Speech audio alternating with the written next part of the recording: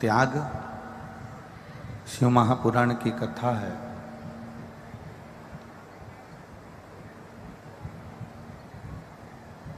हमारी विकृतियों को, हमारे भीतर के संशय को, हमारे भीतर के अविश्वास को, हमारे भीतर के अहंकार को, ये त्यागने की एक पुनीत पावन रस तत्व कथा है।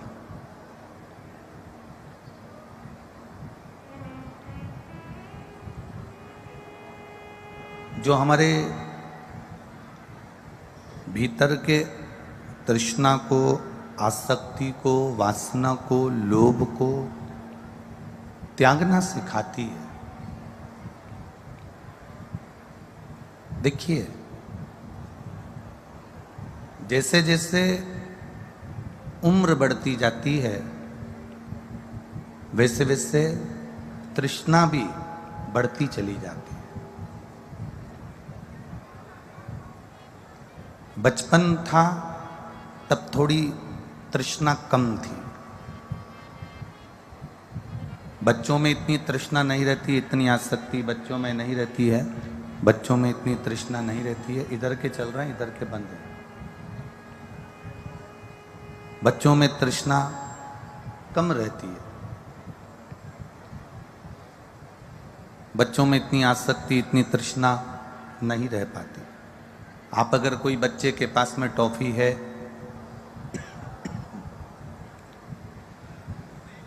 किसी बच्चे के पास में कोई सामग्री है और आपने उस बच्चे से कहा कि ये अपने भैया को दे दो, या इसमें से थोड़ी सी दादाजी को दे दो, या दादी जी को दे दो, या इसमें से थोड़ी सी सामग्री आप अपने कोई पहचान वाला, कोई रिश्तेदार आया और आपने कहा कि इसको दे दो, तो वो दे देता है। मतलब उसमें तृष्णा, आसक्ति थोड़ी सी कम रहती है। पर जब उसका बचपन चले जाता है, वो युवानी अवस्था में जब वो प्रवेश कर जाता है, युवानी अवस्था के अंतर्गत जब वो आ जाता है, तो उसकी आसक्ति, तृष्णा इतनी नहीं बढ़ती जितनी बुढ़ापे में बढ़ती है। फिर भी बड़ी, थोड़ी बड़ी।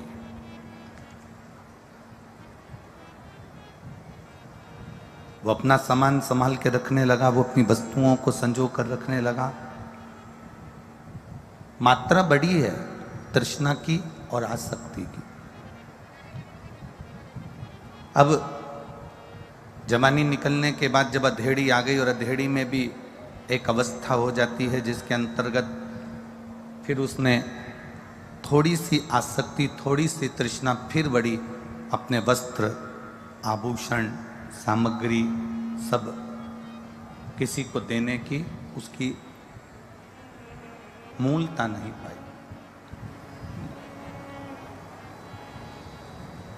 पर उम्र बढ़ते बढ़ते बचपन गया, जवानी गई, अधेड़ी गई, और जब बुढ़ापा आया तब तृष्णा, आसक्ति और बढ़ गई। अब वो आसक्ति, तृष्णा इतनी बढ़ गई कि वो छोड़ना नहीं चाहता। एक बहुत अच्छा प्रसंग आता है शिव महापुराण के अंतर्गत, दृष्टांत सागर का। ये बड़ा सुंदर प्रसंग है। एक सेठ जी के यहाँ भ्रमण करते करते 8-10 संत आ गए।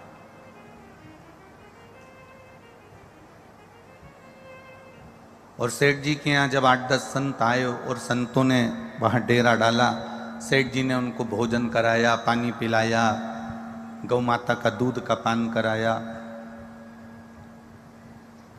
सब सुख सेठ जी ने उनको दिया।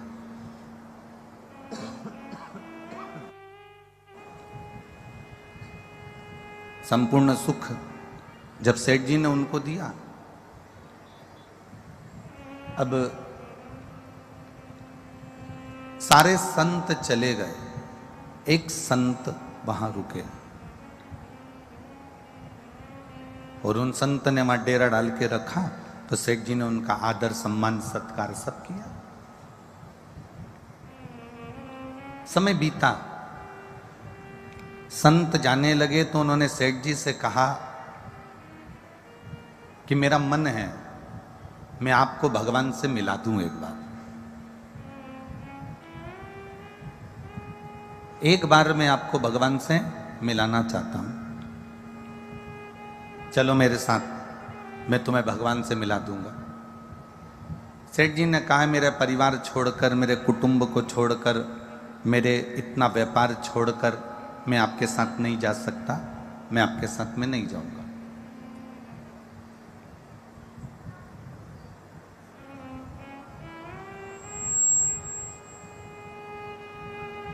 सेठ जी ने पूछा कि परमात्मा के मिलन में बांधा क्या होती है, परमात्मा मिल कैसे सकता है? तो सेठ जी से संत ने कहा कि बस उसके मिलन की सबसे बड़ी बांधा है व्यक्ति की आसक्ति, तृष्णा।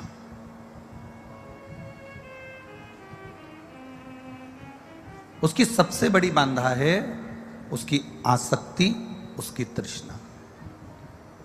एक बात हम आप लोगों से कहना चाहेंगे, जो 7 दिन के श्रोता होते हैं, जो 7 दिन तक इस पंडाल में रहते हैं, धर्मशालाओं में रहते हैं, होटलों में रहते हैं, या अपने अपने रिश्तेदारों के घरों में रहते हैं, या पंडाल में जो पड़े रहते हैं 7 दिन तक, एक दिन का जो श्रोता आता है, 2 दिन का जो श्रोता आता है, 3 दिन का जो श्रोता आता है, 4 दिन का जो श्रोता आता है, हम उनकी बात नहीं कर रहे। जो 7 दिन चाहे अलवर की भूमि पर पड़े हुए हों, चाहे पुष्कर राज में जो कथा हुई उसमें रहे हों, चाहे आगे जो कथाएं हैं मैनपुरी उत्तर प्रदेश में हों, चाहे छत्तीसगढ़ के श्रोता हों, जो 7 दिन अपना घर, परिवार, कुटुंब सब छोड़कर पंडाल में और धर्मशाला में, होटलों में रुकते हैं, कभी इनका एक प्रैक्टिकल कर कर देखना। जो 7 दिन रुकने वाले हैं उनको आप बिस्कुट का पैकेट बांटना और उसके बाद दूसरा व्यक्ति उसके पीछे से निकल कर जाना, वो भी उनको बिस्कुट का पैकेट देना। जो 7 दिन का श्रोता है वो अगर एक बार बिस्कुट का पैकेट ले लेता है तो फिर वो दूसरे से पैकेट नहीं लेता, क्योंकि वो आसक्ति से परे हो जाता है, उसको छोड़कर चलता है। उसको मालूम है मैं यहाँ 7 दिन रहूंगी, मैं 7 दिन यहाँ पर रहूंगा, दानदाता आएंगे, भक्त आएंगे, वो लुटा कर जाएंगे, पर इतना मैं इकट्ठा कर कर भी करूंगी तो करूंगी क्या, मैं इतना भी लेकर करूंगा तो करूंगा क्या। सेठ जी, आसक्ति एक ऐसी होती है, तृष्णा एक ऐसी होती है जो हमारे बीच में बांधा बन जाती है। परमात्मा के मिलन में जो बांधा है वो हमारी आसक्ति है, हमारी तृष्णा है। अब सेठ जी ने कहा कि मैं तो अपना परिवार नहीं छोड़ सकता, मैं अपने कुटुंब को नहीं छोड़ सकता, मैं अपने रिश्ते नहीं छोड़ सकता, मैं परमात्मा से नहीं मिलना चाहता, रहने दो, तुम तो मुझे मत मिलवा।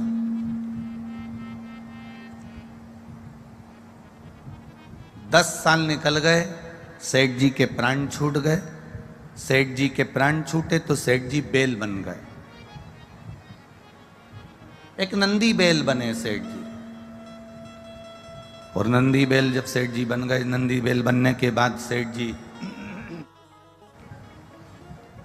जब नंदी बेल बने तब वो संत फिर आए और उन्होंने उस नंदी बेल को देखा तो नंदी बेल से उन्होंने कान में कहा, सेठ जी अब तो तुमने मनुष्य का शरीर छोड़ दिया, अब नंदी बेल बन गए हो, चलो मैं तुम्हें उस परमात्मा से मिला देता हूं, उससे मुलाकात करवा देता हूं। सेठ जी ने कहा, कैसे चले जाऊं मैं, मेरा बेटा मुझ पर बोझा रखता है, मैं उसकी हेल्प करता हूं, उसकी सहायता करता हूं, उसका सामान उठाकर ले जाता हूं। अगर मैं चले जाऊंगा, कोई दूसरा बेल आएगा, रहेगा, ज्यादा खाएगा और काम कम करेगा, मेरे बेटे का नुकसान होगा। तो मैं अपने बेटे के पास से जाना नहीं चाहता, इसलिए मैं नहीं जाऊंगा। अब मना कर दिया। समय बीत गया। 3 साल के बाद संत फिर आए। सेठ जी जो बेल बने थे, नंदी बने थे, उनके प्राण छूट गए। वो कुत्ते की योनि में आ गए, स्वांग की योनि में आ गए। अब कुत्ते के पास में संत ने जाकर कहा कि एक काम करो सेठ जी, अब तुम नंदी बेल से छूटकर कुत्ता बन गए हो, स्वान बन गए हो, चलो अब मैं तुम्हें चलकर भगवान से मिलवा देता हूँ। कुत्ते की योनि पाने पर भी सेठ जी ने कहा नहीं नहीं नहीं, मेरी बहू बहुत अच्छे अच्छे जेवर पहनती है, मेरी बहू बहुत महंगे महंगे जेवर पहनती है, घर में कोई चोर घुस गया तो इसलिए मैं कुत्ता बनकर अपने बहू के जेवर का और अपने बेटे के सामान की रक्षा करूंगा, जाऊंगा नहीं। शिव महापुराण की कथा कहती है, एक मनुष्य जब आसक्तियों में पड़कर, तृष्णा में पड़कर अपने प्राणों को त्याग देता है, तब वो ना जाने कितनी योनियां पाता जाता है, उसके बाद भी उसकी आसक्ति छूट नहीं पाती है। शिव महापुराण की कथा इतना कहती है कि आप शिव की शरण में जब जाएं, परमात्मा की शरण में जब जाएं, भगवान की शरण में जब जाएं, तब अपनी आसक्तियों को छोड़कर जाना।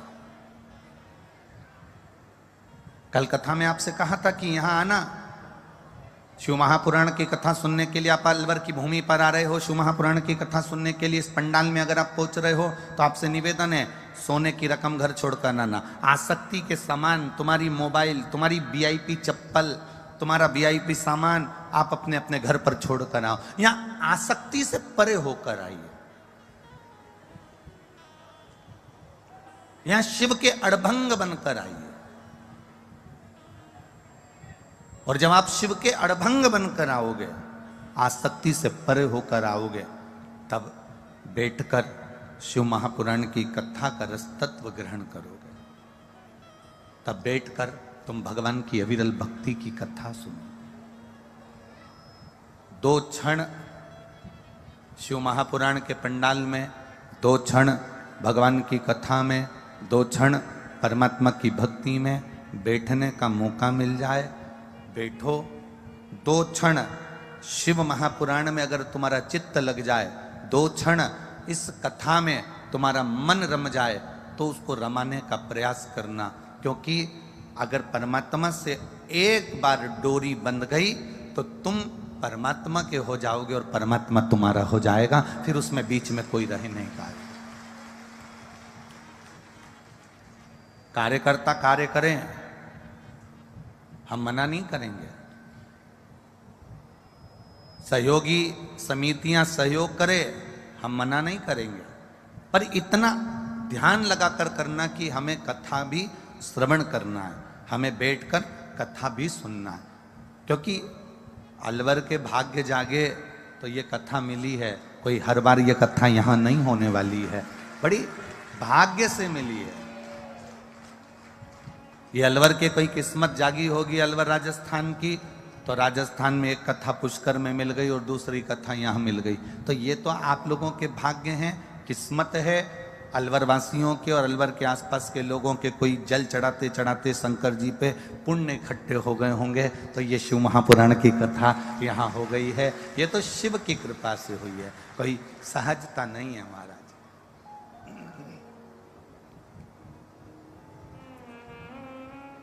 बड़ी मुश्किल। और ये आदरणीय प्रमोद विजय जी से पूछना और उनके परिवार से पूछना, ये कथा लेने के लिए इन्होंने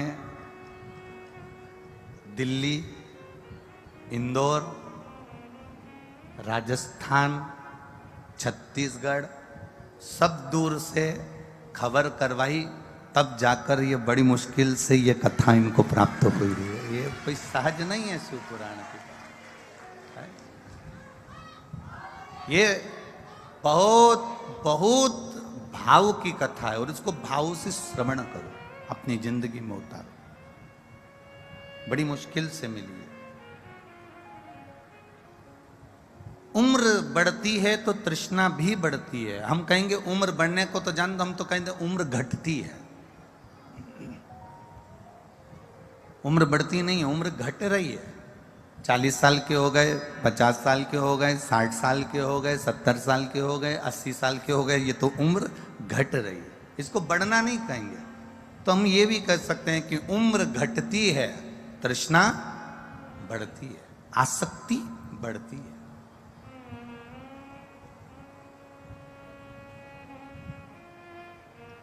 इन आसक्तियों में पढ़कर, इन तृष्णाओं में पढ़कर हम अपने जीवन को सार्थक नहीं बना पाते। महाराज, हम पैसा कमाते हैं, दाम कमाते हैं।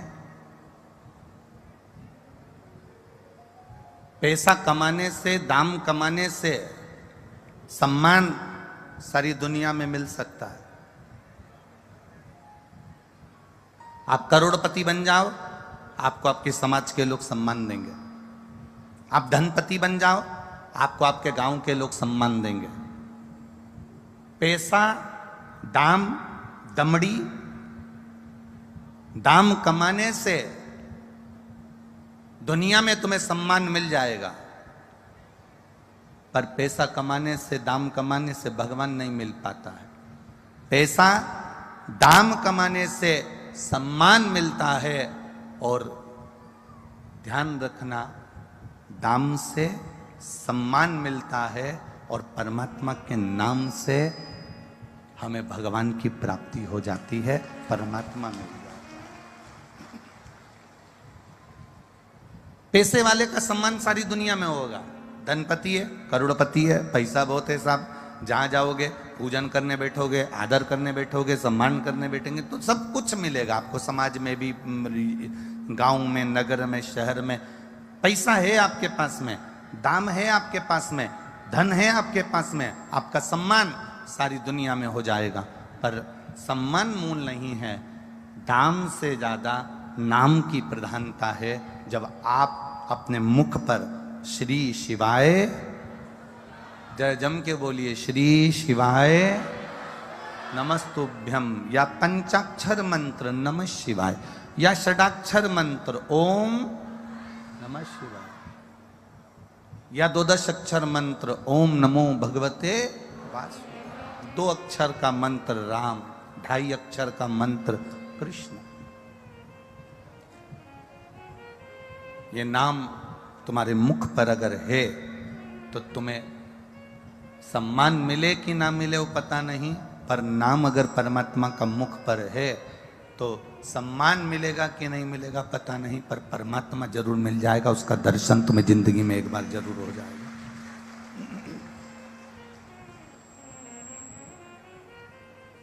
कल एक बेटी ने, कोई ने प्रश्न लिखा, एक पत्र लिखा है, नीचे रखा होगा। उस पत्र में उस बेटी ने लिखा, गुरुजी ये शिव महापुराण की जो कथा हो रही है, इसकी खुशी हमारे अलवर के आसपास के 50-100 गांव ऐसे हैं जहां ऐसा लग रहा है जैसे दिवाली हो रही है।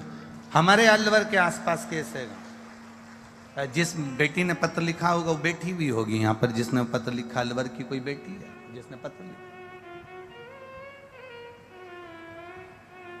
हमारे क्षेत्र के आसपास के सारे गांव, नगर आसपास के जितने भी हैं, सब दूर दीपावली जैसा माहौल है, खुशी प्राप्त होती।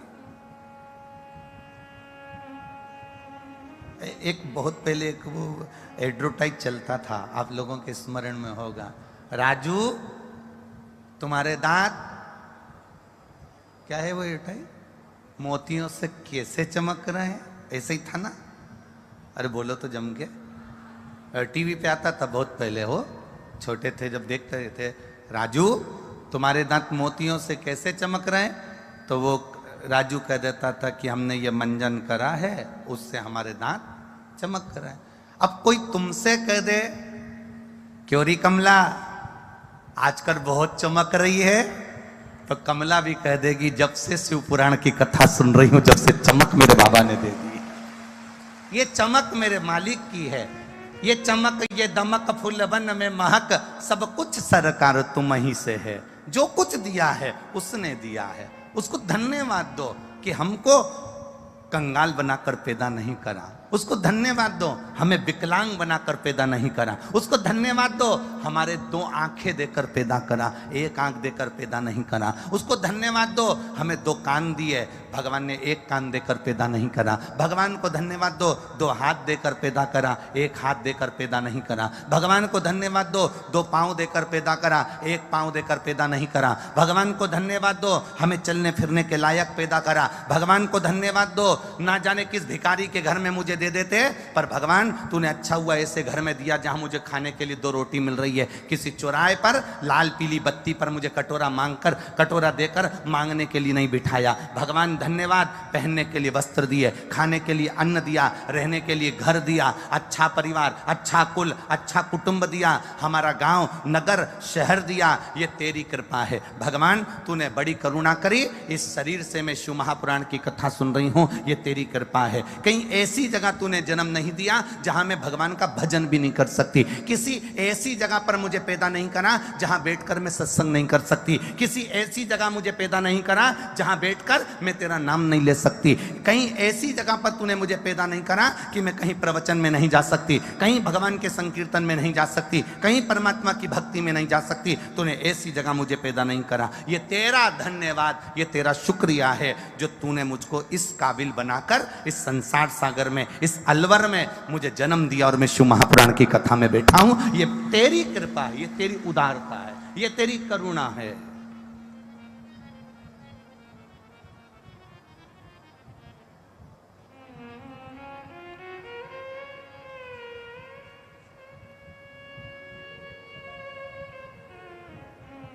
तेरी अरे तेरा ही दिया मैंने खाया पिया है, तेरा शुक्रिया है, तेरा शुक्रिया है। मुझे भोले बाबा ने बहुत दे दिया है, तेरा शुक्रिया है, तेरा शुक्रिया है। ये जायदाद दी है, औलाद दी है, ये जायदाद दी है, औलाद दी है। मुसीबत में हर वक्त इमदाद दी है, मुसीबत में हर वक्त इमदाद दी है। ओ तेरा ही दिया मैंने खाया पिया है, तेरा शुक्रिया है, तेरा शुक्रिया है। मुझे भोले बाबा ने बहुत दे दिया है, तेरा शुक्रिया है, तेरा शुक्रिया। ये उसको साधुवाद दो, ये उसको धन्यवाद दो, ये उस पर उसकी कृपा हम पर हुई है।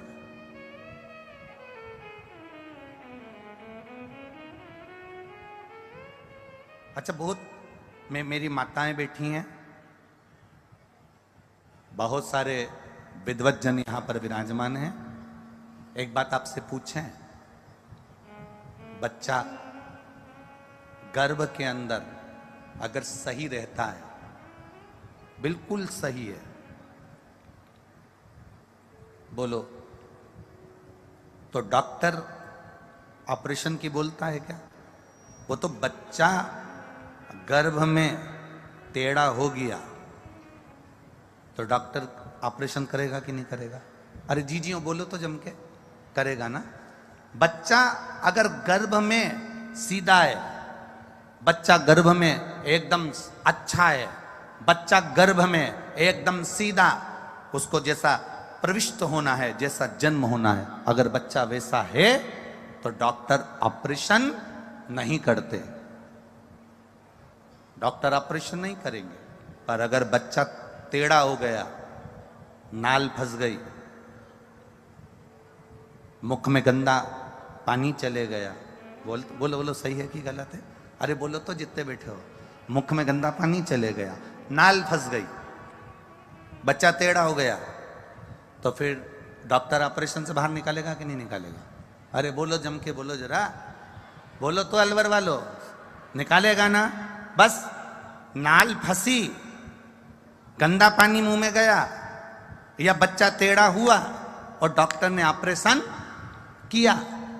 तुम भी याद रखना, बच्चा गर्भ में रहता है, टेढ़ा हो जाता है, नाल फंस जाती है, या गंदा पानी मुंह में चले जाता है, तो उसको ऑपरेशन कर कर बाहर निकाला जाता है।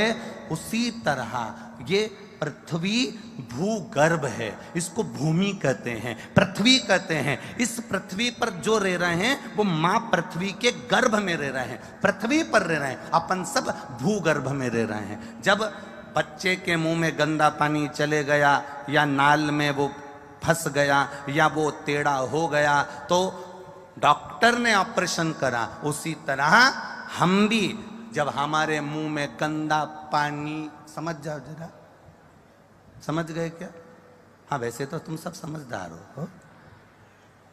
जब हमारे मुंह में गंदा पानी चले जाए, हम भी नाल में फंस जाएं, संसार सागर में, लोभ में, तृष्णा में, आसक्तियों में, वासनाओं में, काम में फंस गए, या हम भी टेढ़े हो गए, जिससे बात करो टेढ़ी बात करो, क्या कर लेगा तुमसे? देखा जाएगा तुझसे, मेरे को आगे बैठना है, बिठा अभी की अभी, नहीं बिठाएगा तो बाद में निपट लूंगा। टेढ़े हो गए।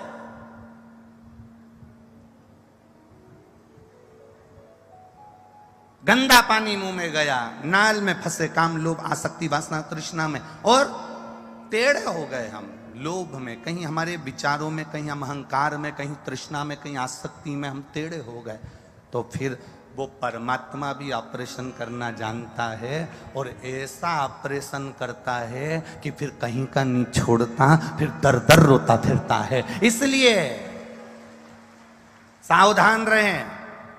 जो बच्चा माता के गर्भ में ठीक रहता है, सीधा रहता है, नाल में नहीं फंसता, गंदा पानी मुंह में नहीं जाता, वो बच्चे को ऑपरेशन से नहीं, उसकी नॉर्मल डिलीवरी होती है, वो साधारण तरह से जन्म ले लेता है। उसी तरह संसार सागर में आने के बाद जो गंदे पानी को पी रहा है, गलत आसक्तियों में फंसा हुआ है, काम लोभ आसक्ति तृष्णा में, चोरी निंदा बुराइयों में फंसा हुआ है, जो टेढ़ा टेढ़ा चल रहा है, अहंकार में, लोभ में, आसक्ति में, काम में, क्रोध में, जो टेढ़ा चल रहा है, फिर वो परमात्मा उसका ऑपरेशन करना जानता है। वो भी बहुत बड़ा डॉक्टर है, उसके बराबर दुनिया में कोई डॉक्टर हो ही नहीं सकता। जब वो ऑपरेशन करता है, तब दुनिया का एक एक व्यक्ति आंख में आंसू भर कर रोता है।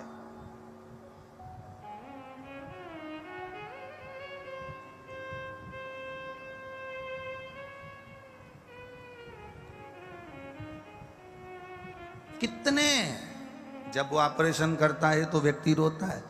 कोरोना महामारी को उठाकर देखिए, उसने ऑपरेशन करना चालू करा था, आंखों में आंसू सूख नहीं रहे थे।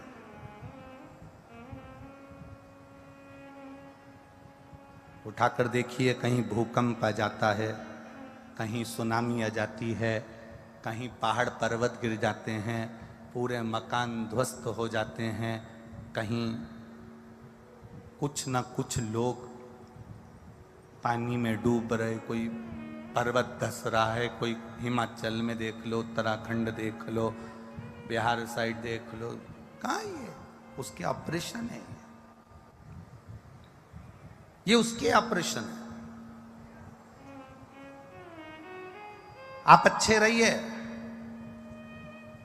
आपके मुख में गंदा पानी ना जाए।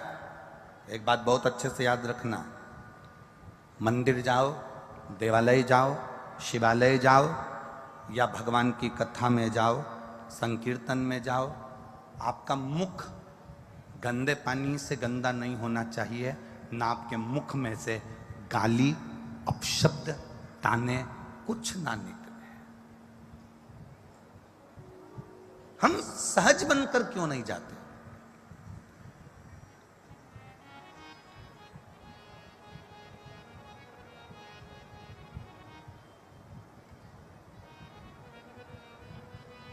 सौ प्रतिशत मनुष्य हैं, 100% लोग रहते हैं, 100% लोगों में से 25% लोग ऐसे हैं जो कि मंदिर, देवालय, शिवालय नहीं जाते हैं। कितने परसेंट?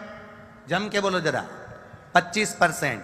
25% लोग ऐसे हैं जो भगवान पर ही विश्वास नहीं करते कि भगवान कोई होता है, या हम भगवान के मंदिर नहीं जाते, हमें परमात्मा से मतलब नहीं, हमें अभिषेक पूजन से मतलब नहीं, जो परमात्मा को ही नहीं मानता। 25% ऐसे हैं जो मंदिर, देवालय, शिवालय, तीर्थ नहीं जाते। 25% ऐसे हैं जो भगवान पर भरोसा नहीं करते, विश्वास नहीं करते। हाँ, देखा जाएगा, हमें भगवान पर भरोसा नहीं। भगवान क्या होता है, भगवान कौन है, भगवान क्या है? तो 25% ऐसे हैं जो भगवान पर भरोसा नहीं करते। 25% ऐसे हैं जो 24 घंटे परमात्मा की, धर्म की, संस्कृति की, सभ्यता की और एक दूसरे की और माता पिता की निंदा में भी लगे रहते हैं। बचे 25%, और जो 25% बचे हैं वो ये अलवर की कथा में दिख रहे हैं। बस समझ लो कि आपकी भक्ति कितनी है।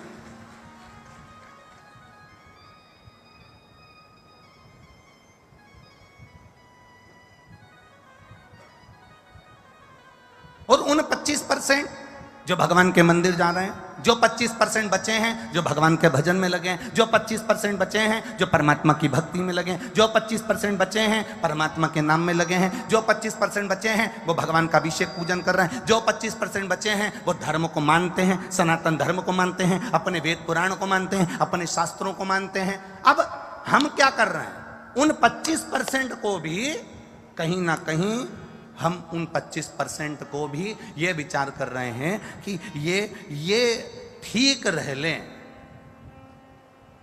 तो हम उनको भी विचार कर करके उन पर कुछ ना कुछ ऐसा प्रभाव कर दें, ऐसा दबाव बना दें, 25% भी और कटते चले जाएं। क्या मतलब? भक्ति में जोड़ो लोगों को। संसार में आए हो ना, इस शरीर की सदुपयोगता जानिएगा। पहले कथा में कहा था, आज फिर कह रहे हैं। तुम लोगों के पास में गाड़ी है कि नहीं?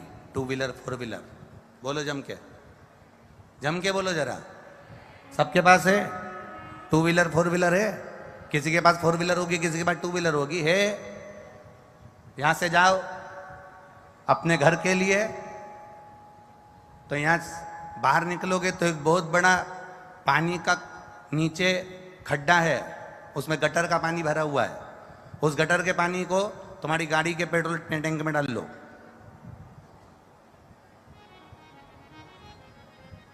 गाड़ी चलेगी? अरे बोलो जम के, नहीं चलेगी। गटर के पानी को 50 लाख की गाड़ी में डालो, गटर के पानी को, नाली के पानी को 25 लाख की गाड़ी में डालो, गटर के पानी को, नाली के पानी को 10 लाख की 4 व्हीलर गाड़ी में, 50,000 की 2 व्हीलर गाड़ी में जरा डालकर देखना। तुम 50,000 की गाड़ी में, 10 लाख की गाड़ी में, 50 लाख की गाड़ी में जब तुम गटर का पानी नहीं डालते, तो ये करोड़ों की गाड़ी में ये गंदा नाली का पानी क्यों डालते हो?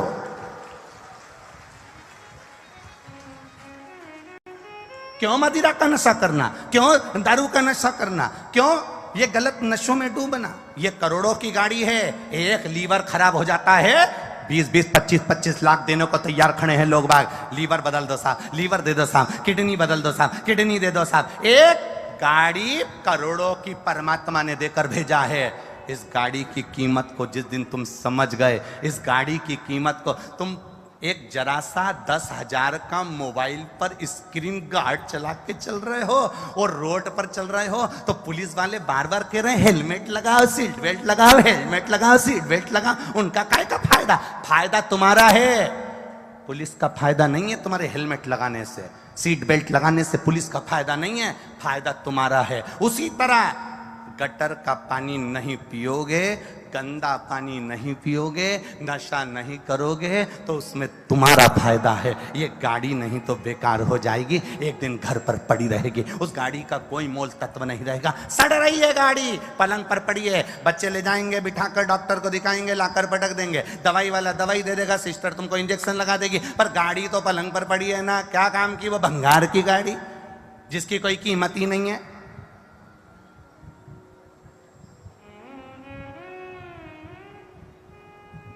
क्या करोगे इस गाड़ी की कीमत का?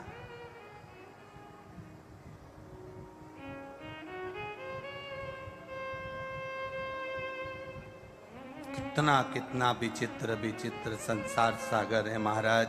माता के गर्भ से बच्चा बाहर निकले अगर टेढ़ा हो गया तो ऑपरेशन है, नाल में घूम गया तो ऑपरेशन है, गंदा पानी मुंह में चले गया तो ऑपरेशन है। परमात्मा भी बहुत बड़ा डॉक्टर है, वो भी तुम्हारा ऑपरेशन करने को तैयार बैठा है। तू गलती कर, टेढ़ा हो, तू संसार के बंधन में बंद, और तू बस मुंह में गंदा पानी गया और वो ऑपरेशन किया, करा उसने ऑपरेशन। सोचिए,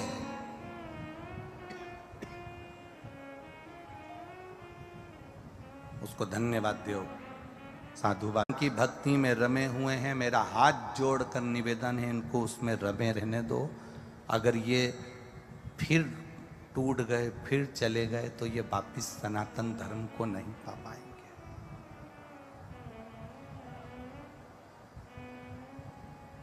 भक्ति करो। मेरे ओगड़दानी ने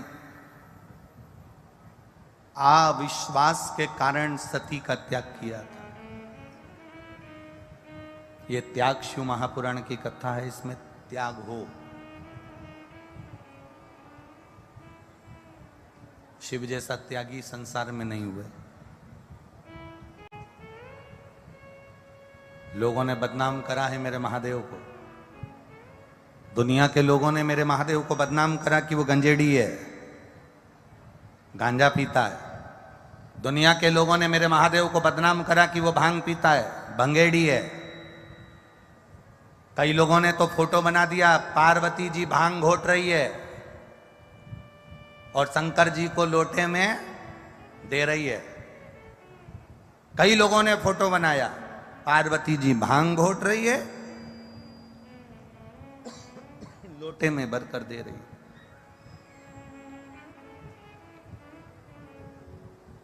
आप में से कितनी माताएं बैठी हैं जो अपने पति को तंबाकू का गुटखा मल के देती हो? बोलो री बोलो, जरा जम के तो बोलो। इतनी बैठी है, लाखों की संख्या में आप लोग आए हो।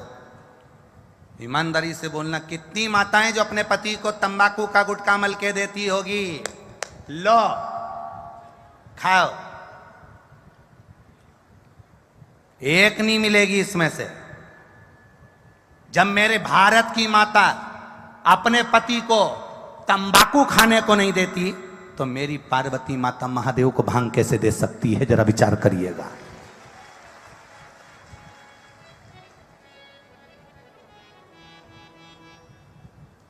मेरी जगत जननी मां पार्वती भांग कैसे दे सकती है?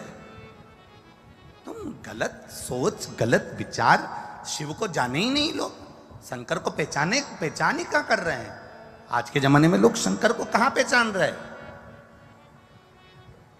शंकर कौन, शिव कौन?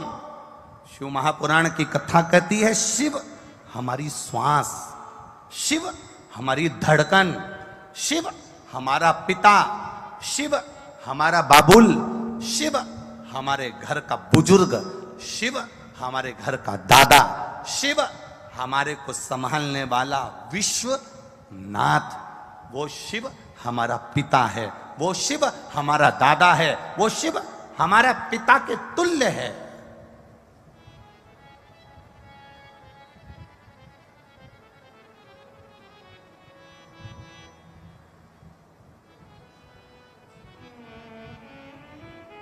उसको पहचाना कहां लोगों ने?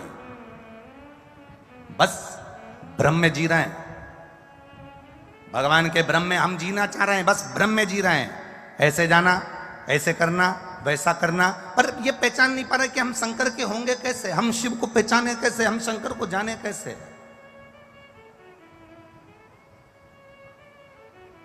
शिव की भक्ति को हम पाए कैसे। महाराज, चांदी की रकम काली पड़ जाती है ना, तो मेरी माताएं बड़ी समझदार है, उसको निकाल के और वो पाउडर से ऐसी ऐसी घिसती है, तो चांदी की रकम सही हो जाती है। तांबे का लोटा काला पड़ जाता है ना, तो उसको भी घिस देती है, तांबे का लोटा अच्छा हो जाता है। पीतल का बर्तन काला पड़ जाए तो माताएं उसको भी घिस देती है, बर्तन साफ हो जाता है। ये शिव महापुराण की कथा नहीं है, अलवर में ये पंडाल कथा का नहीं, जो हृदय, आत्मा, चित्त, मन जो काला पड़ गया उसको इस पंडाल में जम के घिसा जाता है, जिससे वो अच्छा हो जाए। इस मन को साफ करने का एक मंझोटा है, एक स्थान है, जहां पर जैसे बर्तन के स्थान पर बर्तन साफ होता है, चांदी के स्थान पर चांदी साफ होती है, कपड़े के स्थान पर कपड़ा साफ होता है। शिव महापुराण की कथा का पंडाल इस आत्मा को साफ करने के लिए है, मन को साफ करने के लिए है, चित्त को साफ करने के लिए। सावन के महीने में कथा सुन रहे हो, आप शिव की भक्ति को जितना जितना जागृत करोगे ना, उतना उतना फल तुम्हारे जीवन में प्राप्त हो जाएगा। बारिश का समय चल रहा है,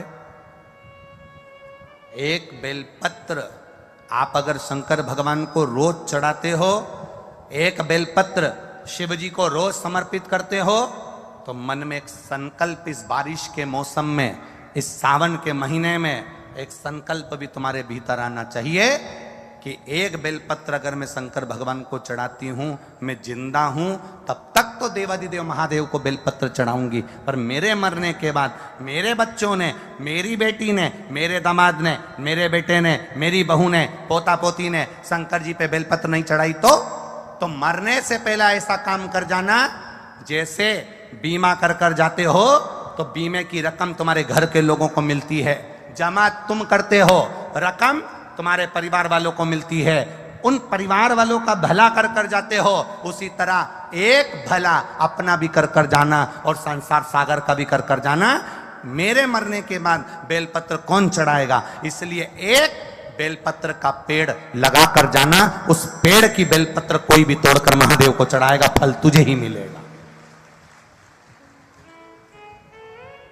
एक बेलपत्र का वृक्ष तुम भी लगा कर जाओ, उस बेलपत्र के पत्ते को कोई तोड़ेगा, शंकर पर चढ़ाएगा, फल मुझे मिलेगा। उस बेलपत्र के पत्ते को कोई तोड़ेगा, शिव को समर्पित करेगा, उसका फल मुझे मिलेगा। मैं चली भी गई, वृक्ष तो रहेगा, पेड़ तो रहेगा। श्रेष्ठ कर्म कर कर देखिए।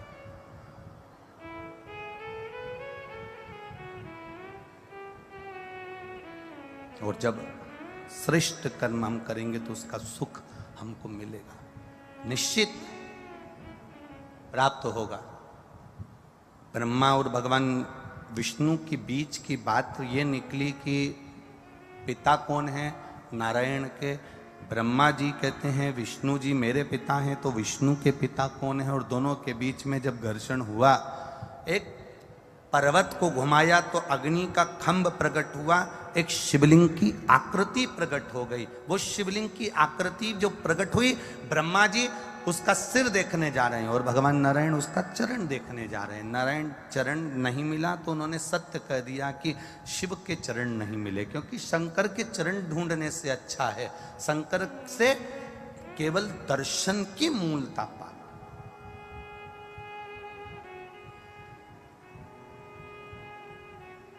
दुनिया के बहुत लोग मिलेंगे तुमको ज्ञान देने वाले, बहुत, कई बार बहुत बहुत विद्वान भी मिलते हैं।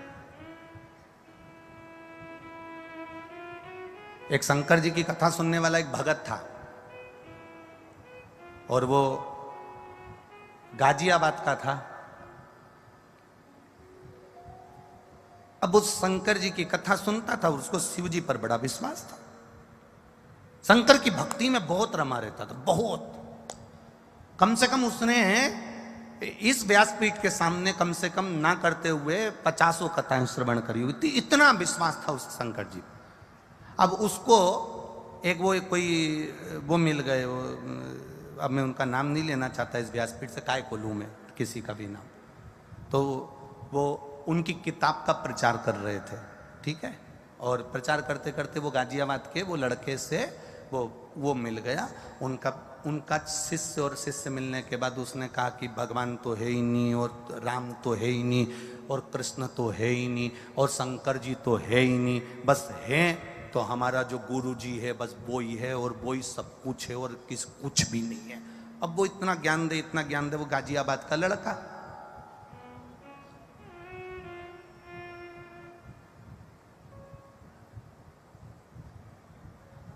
अब ये गाजियाबाद वाला जो लड़का था, ये कथा में कहीं होगा, और वो किताब बांटने में लगे थे, उनका प्रचार करने में कि राम है ही नहीं, कृष्ण है ही नहीं, शिव है ही नहीं, बस वो ही है जो कुछ है। अब वो उसने कहीं बैठ के पूजन कर रहा होगा कंकर शंकर की, इतने में वो किताब बेचने वाला फिर आ गया, और वो आया और उसने आते से ही इसने लगाया था, गाजियाबाद वाले ने दिया। अब दिया लगाया तो वो बाजू में बैठकर बोलने लगा, ये बताओ भगवान है? गाजियाबाद वाला बोला है। कहाँ है? के भीतर परमात्मा।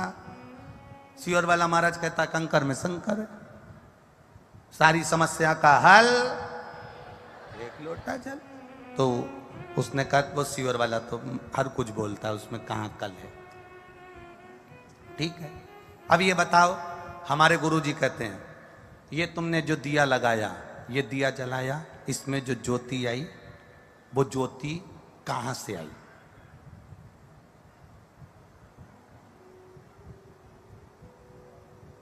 बता, जो ज्योति कहां से आई? जो तुमने ज्योति जलाई है दिए में, बाती में, ये ज्योति कहां से आई? बता। अब वो गाजियाबाद का तो छोरा था, और गाजियाबाद वालों के ज्यादा प्राण खाओ तो फिर वो सुनाते बहुत जोरदार। बता ज्योति कहां से आई? अब वो दिया जला के बैठा था, उसने तुरंत फूंक मार दी। फूंक मारकर अब किससे पूछा, तू बता ये ज्योति कहां गई? पूछ क्या तेरे गुरुजी से कि ज्योति कहां गई, बोल जरा। अब बता, जल्दी बता, मेरा दिया बुझा है, बता ज्योति कहां गई। पकड़ लिया उसको, बता ज्योति कहां गई।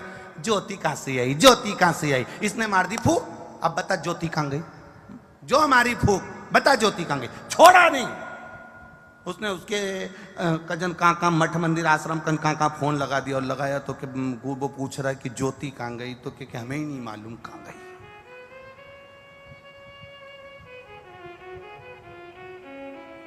अरे मेरे बाबा, क्यों हमारे सनातन धर्म को तोड़ने में लगे हो? बड़ी मुश्किल से लोग जुड़ते हैं, इसको जोड़ो। ये ज्योति भी उस भोलेनाथ ने दी है, और लेने वाली उस ज्योति को भी भोलेनाथ ही है, इसलिए उसका नाम ज्योतिर्लिंग महादेव है। इसीलिए इसको ज्योतिर्लिंग महादेव कहा जाता है।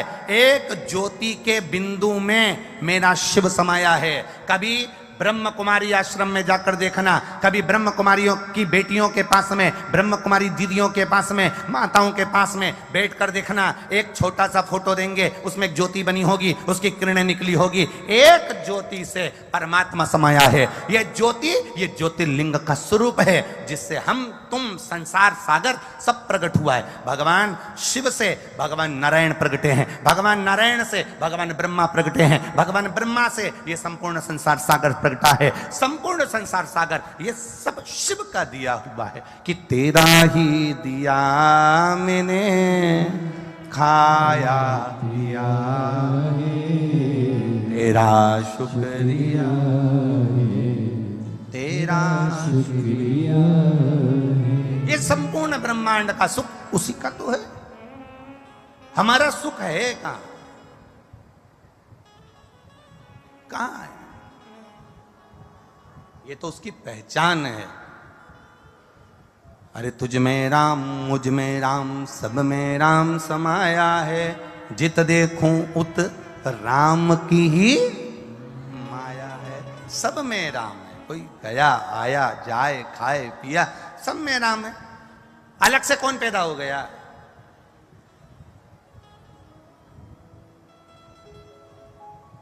बड़े विचित्र लोग हो गए। राम जी को मत मानना, शंकर जी को मत मानना, कृष्ण जी को मत मानना, कावड़ का जल चढ़ाने मत जाना, शिव के मंदिर मत जाना, भगवान के दरवाजे मत जाना। मेरा निवेदन है, जो कहते हैं मंदिर मत जाओ, राम मंदिर मत जाओ, कृष्ण मंदिर मत जाओ, शिव के मंदिर मत जाओ, यहां मत जाओ वहां मत जाओ, उनसे कहना तू मर के ऊपर मत जाना। काय को जा रहा है? पड़े रहे ना भाई। अरे भजन भोले बाबा का करते रहोगे तो संसार सागर से तरते हो। हम आपसे ये नहीं कहते कभी भी कि 24 घंटे मंदिर के अंदर बैठे रहना। हम आपसे कभी इस व्यासपीठ ने नहीं कहा कि तुम गंगा जी के घाट पर जाकर बैठ जाओ। इस व्यासपीठ ने आज तक नहीं कहा कि नर्मदा के घाट पर जाकर बैठ जाओ। इस व्यासपीठ ने आज तक नहीं कहा कि अपना घर छोड़ो, परिवार छोड़ो, कुटुंब छोड़ो, रिश्ते छोड़ो, नाते छोड़ो। हम किसी को छोड़ने की बात नहीं करते। हम तो एक ही बात करते हैं, घर में रहो, लड़ाई भी हो जाए घर में तो भी छोड़कर मत जाओ। कितनी भी पति से तुम्हारा लड़ाई हो जाए, पति से कितना झगड़ा हो जाए, सास से कितनी भी लड़ाई हो जाए, घर मत छोड़ना। वो कितना ही के तू अपने बाप के घर जा, नहीं जाऊं और यहीं बैठूंगी, जा। पति के तेरे को मैं पकड़ के तेरे घर छोड़ जाऊंगा, पति इतने में कहते नहीं जाऊंगी, यहीं रहूंगी, जा। और अंदर जाओ, रसोई घर में कितना भी झगड़ा हो, आटे को अच्छी लपक के उसनो, क्योंकि तुम किसी को उसन तो सकती नहीं है, तो आटे पे अपना दम लगा लो। और आटे को दम के उसन के अच्छा देसी घी का 4 पराठा बना के टेबल पे रख के बढ़िया चकाचक खाओ। वो गाली बके बकने तो आग लगे बस्ती में, अपन रे मस्ती में खाओ चक से। काय को जाए वो के जा, नहीं जाऊं, यहीं छाती पे मूंग धनु पर नहीं जाऊं, जा, नहीं जाऊंगी। जरा जरा सी बात में लड़के इतना बड़ा फैलाना मत कर लेना कि मैं मर जाऊंगी ने आज के बाद तुम्हारा मुंह नहीं देखूंगी। तुम तो यूं कहो कि मैं खूब रोटी खाऊंगी पर तुम्हारी छाती पे मूंग दलूंगी। नहीं जाऊंगा, जा, नहीं जाऊंगा। काय को जाए हम घर छोड़ के? कई गुरुजी हम बड़े दुखी हैं इसलिए हम सुसाइड करने जा रहे हैं, हम मरने जा रहे हैं। हमने कहा कैसे मरोगे, कोई प्लानिंग है? तो के पंखे में रस्सी बांध के लटक जाएंगे। हमने कहा ये तो ओल्ड फैशन है, क्यों न्यू फैशन निकालो? तो के हम दवाई खा के मर जाएंगे। हमने कहा ये भी ओल्ड है। हम पानी में डूब के मर जाएंगे। हमने कहा ये भी ओल्ड है। ट्रेन के नीचे मर जाए, हमने कहा ये भी ओल्ड है। गाड़ी के नीचे आ जाए, हमने कहा ये भी ओल्ड है। कोई न्यू फैशन निकालो, क्योंकि जैसे नए नए कपड़े की डिमांड आती है, नई नई कपड़े आते हैं, नई नई फैशन आती है, तो मरने का भी प्लानिंग नया करो। तो कि तुम बताओ कि नए तरीके से मरते कैसे? हमने कहा मरना तो सबको है। एक काम करो, जिस घर में रह रहे हो, जितने टेंशन में रह रहे हो, रहो उसके साथ में शंकर भगवान का भजन करते रहो, शिव जी का स्मरण करते रहो। और जिस दिन तुम्हारी अंतिम श्वास आए तब तक उस शंकर का भजन करो। जब मरना ही है, मतलब मरना मतलब घर वालों से पीछा छुड़ाना, तो तुम एक काम करो ना, शंकर के भजन में लग जाओ, शिव की भक्ति में लग जाओ। घर में रहो, परिवार में रहो, पर भगवान की भक्ति में रमे रहो, बस उसके भजन में रमे रहो। मरने नहीं देगा। मेरा महादेव के ऊपर जो 1 लोटा जल चढ़ाता है, जिस हाथ से उसने शंकर पर पानी चढ़ाया है, जिस हाथ से उसने शिव का ऊपर जल चढ़ाया है, वो जल का हाथ मेरा महादेव पहली बार में पकड़ लेता है। उसको डूबने नहीं देता, उसको मरने नहीं देता, उसको पार लगा देता है। वो शिव तत्व है मेरा, वो ओघड़ी है मेरा, वो शंकर है मेरा, जो तुम्हें डूबने ना दे, जो तुम्हें मरने ना दे।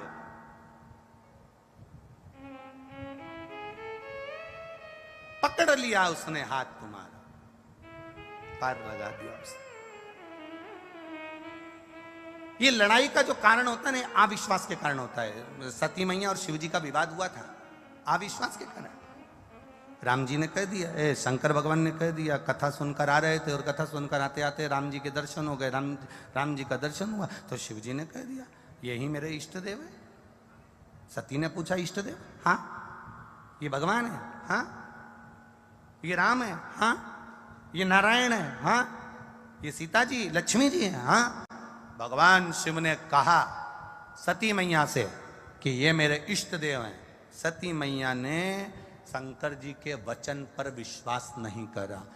जिस पत्नी का पति के वचन पर विश्वास नहीं होता और जिस पति का पत्नी के वचन पर विश्वास नहीं होता, उसी की लड़ाई अदालत तक जाती है। इसलिए पत्नी का पति के वचन पर और पति का पत्नी के वचन पर विश्वास होना जरूरी है। जब विश्वास दृढ़ होता है तो फिर ये युद्ध, ये विवाद त्याग में नहीं बदलता।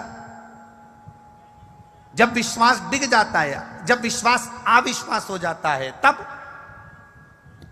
सती मैया का विश्वास प्रबल नहीं हुआ, तब जाकर शंकर भगवान ने सती का त्याग करा। त्याग कब होता है? जब विश्वास डिगता है। विश्वास खत्म मत होने देना।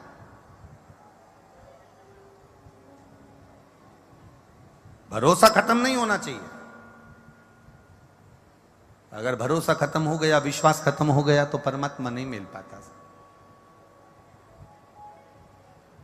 इस व्यासपीठ से हमने तो आपको कह दिया कि शंकर जी पे जल चढ़ाओ, शिव जी सब संभाल लेगा। मालूम पड़े 2-4 महीना, 3 महीना, 5 महीना चढ़ाया और उसके बाद तुम्हारा विश्वास डिग गया, कोई आ गया, किसी ने कह दिया कहाँ सीवर वाले महाराज के चक्कर में पड़े हो, चलो मैं तुमको ऐसी जगह लेकर चलता हूं, वो महाराज जी बस ऐसी बूटी घुमाते हैं और हंडा निकाल कर दे देंगे, तुम्हारा काम सफल कर देंगे ना।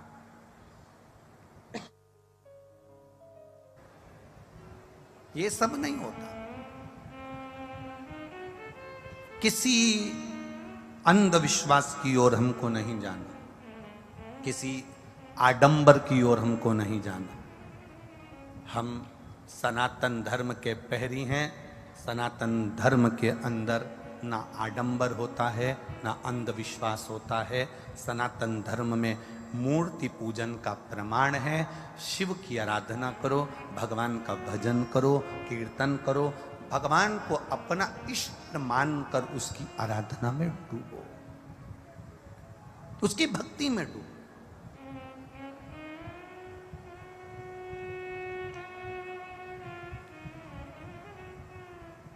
वो कहे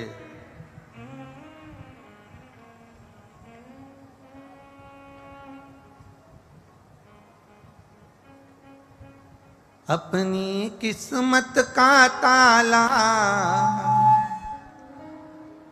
अपनी किस्मत का ताला तुम खोलते चलो।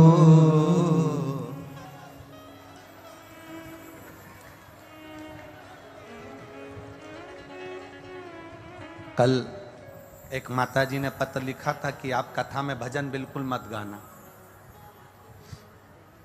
उसमें नीचे लिखा था तुम भजन गाते हो, हम खड़े होते हैं और बाहर वाले अंदर घुस जाते हैं। हमारी जगह पे वो बैठ जाते हैं और हम खड़े होकर नाचते रहते और बाद में उनको हटाओ तो वो लड़ते हैं। तो तुम पूरी कथा में भजन मत गाना। अब अलवर वालों तुम बता दो हम क्या करें? काले और कोई अंदर भरा गया तो देखा जाएगा।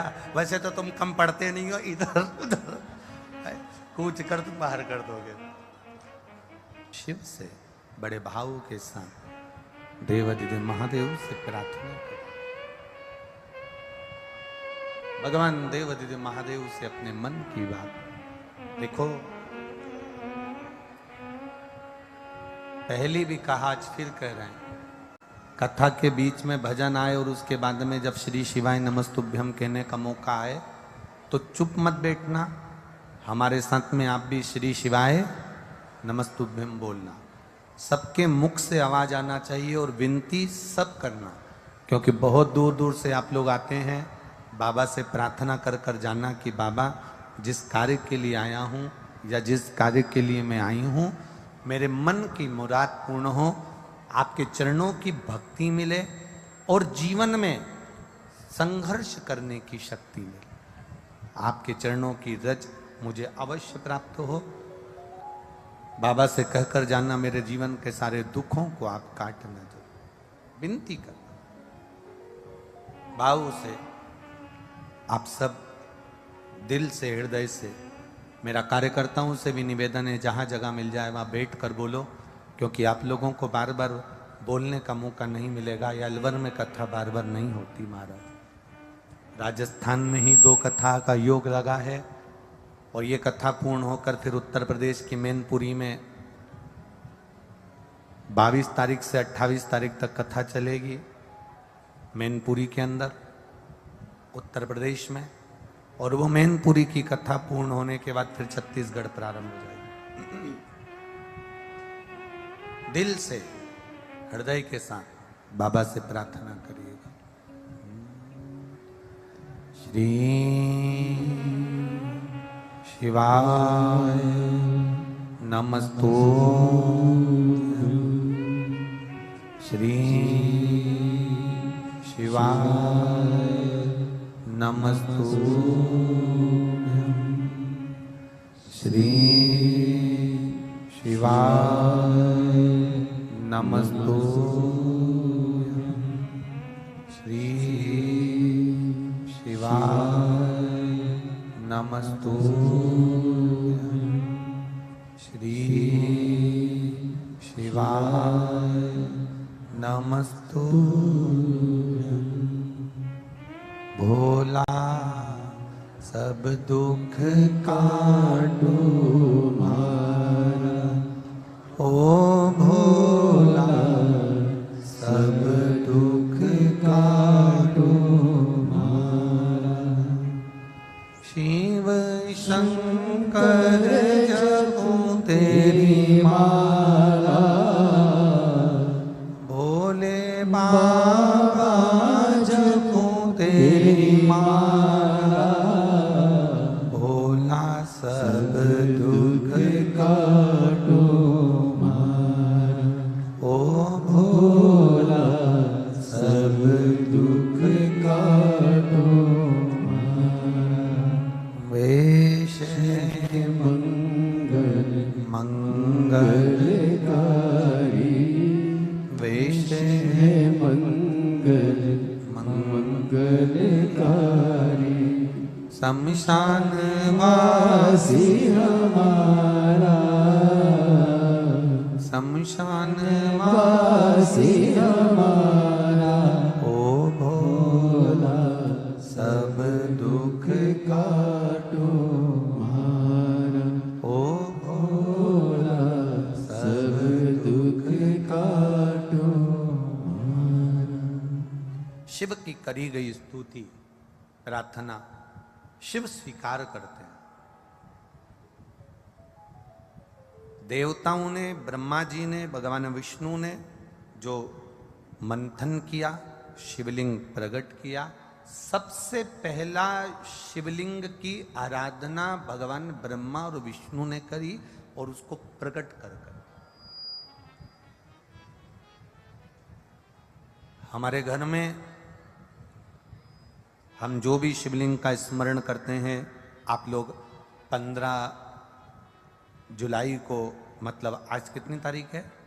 13, कल का दिन बीच में छूटेगा 14 और 15 तारीख को, 15 जुलाई को रात्रि को 9 बजे से 10 बजे तक आस्था चैनल पर, फेसबुक, यूट्यूब पर ऑनलाइन शिवजी का जो अभिषेक होगा, उस अभिषेक में आप जो पार्थिव शिवलिंग का निर्माण करेंगे, पार्थिव शिवलिंग का निर्माण करो। पर शिव महापुराण की कथा कहती है कि हम शिवलिंग का जो निर्माण करें उसमें हमारा एक स्मरण होना चाहिए।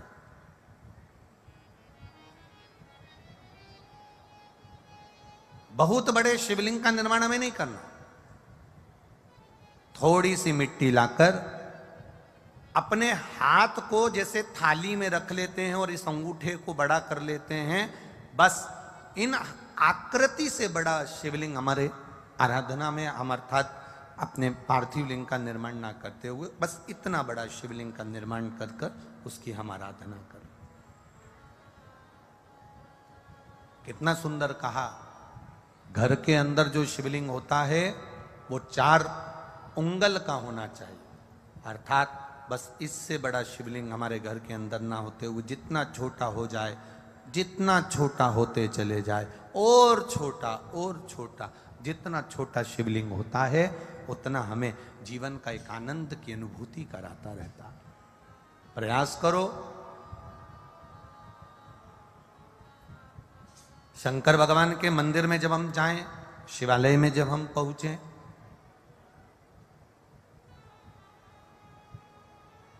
जब तुम्हें लगे एकांत है शिव, कोई शिव के मंदिर में है ही नहीं, वैसे तो अब बड़ा मुश्किल हो गया कि शंकर के मंदिर में कोई ना हो, फिर भी शिवालय जाएं, जब तुम्हें लगे कि अंदर से बड़ी दुखी हूं, बहुत कष्ट है जीवन में, वो कष्ट हमारा मिट ही नहीं रहा, ऐसा हो ही नहीं सकता कि मेरा महादेव ना संभालता। एक पत्र आया है, पत्र तो बहुत सारे हैं, उसमें एक लिखा किसी ने, गुरुदेव मेरा नाम अंजू रानी है, श्री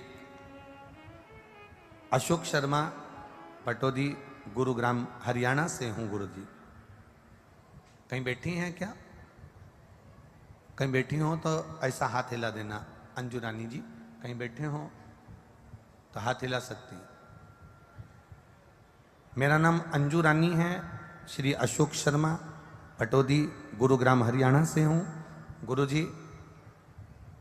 मैं बाबा की वर्णन क्या करूं। 2016 में चुनाव लड़ा था मैंने, जिसमें मैं हार गया, पर गुरुदेव आप कहते हो ना कि हिम्मत नहीं हारना चाहिए, पूरा परिवार हिम्मत हार गया, रोई, आंखों में आंसू आए। फिर वापिस 2022 में फिर चुनाव का क्रम रहा, और गुरुदेव मैंने जनवरी 2022 में जब चुनाव का क्रम रहा, उससे पहले आपने जो पिछली सावन की शिवरात्रि पर जो ऑनलाइन पूजा कराई थी, और पिछले सावन की शिवरात्रि पर जब ऑनलाइन पूजन कराई तो आपने कहा था कि उस ऑनलाइन पूजन में जो शंकर भगवान पर आपने बेलपत्र चढ़वाई थी और उसकी एक बेलपत्र आपने उठाकर रखने का बोला था कि कामना पूर्ण होने पर अगले वर्ष जब श्रावण की शिवरात्रि पर अभिषेक हो तो उस समय वो बेलपत्र शिव को फिर समर्पित करे। गुरुदेव आज बाबा ने मेरे पर कृपा करी और ऐसी मेहर करी, ऐसी कृपा करी कि फिर मैंने वापिस चुनाव लड़ा और बाबा की कृपा से दूसरा स्थान हमको मिला। दूसरी जगह से जाकर चुनाव लड़ना था, वहां से लड़ा, और बाबा की कृपा से मैं वापिस जब चुनाव लड़ी तो बाबा ने ऐसी कृपा करी कि 2200 वोट से मुझे सफलता मिली। इसलिए मैं बाबा को यहाँ प्रणाम करने के लिए आई हूँ। कहीं बैठी हो तो हाथ हिला सकती हैं। हर हर महादेव। शिव तत्व होता ही ऐसा, आपकी भक्ति। एक पत्र और बड़ा सुंदर आया है,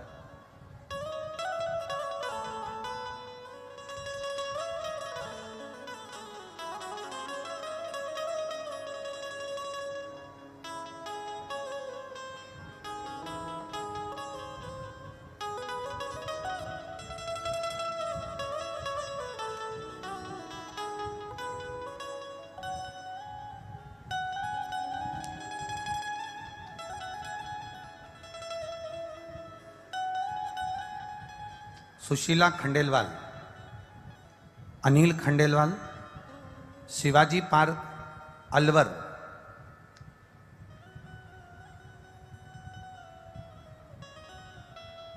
ये पत्र कल पढ़ा तो नहीं था। सुशीला खंडेलवाल कहीं बैठी हैं, हाथ हिला सकती हैं। अच्छा दिख गई, ठीक है। हाँ हाँ दिख गए हो, ऐसा हाथ हिला दो बहन। श्री शिवाय नमस्तुभ्यं। सुशीला खंडेलवाल, अनिल खंडेलवाल, शिवाजी पार्क अलवर। गुरुजी बाबा का मैं क्या वर्णन करूं। मेरा मोबाइल नंबर ये है। मेरे बेटे ने लगभग 10 वर्ष पूर्व बीटेक किया था, तब से ही सरकारी नौकरी का एग्जाम दे रहा है पर उसका कोई रिजल्ट नहीं आता। मेरे बेटे ने फिर पुनः बाबा की कृपा से वापिस सरकारी नौकरी के लिए अप्लाई करा। मैं बेटे से कहती थी, एक लोटा जल अगर शिव जी को चढ़ा रहा है तो शिव सुनेगा जरूर, तू मेहनत कर, पढ़ाई कर। बेटा कहता है, माँ 10 वर्ष हो गए बीटेक करे हुए, कम से कम नौकरी तो लग जाना थी, पर नहीं लगी सरकारी।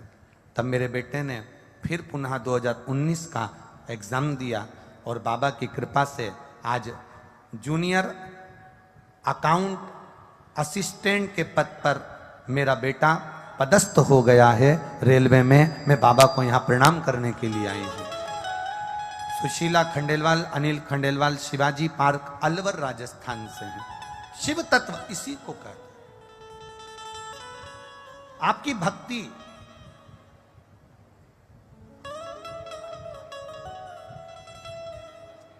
आपका भरोसा, आपकी दृढ़ता आपको परमात्मा की शरणागति की ओर लेकर जाती है।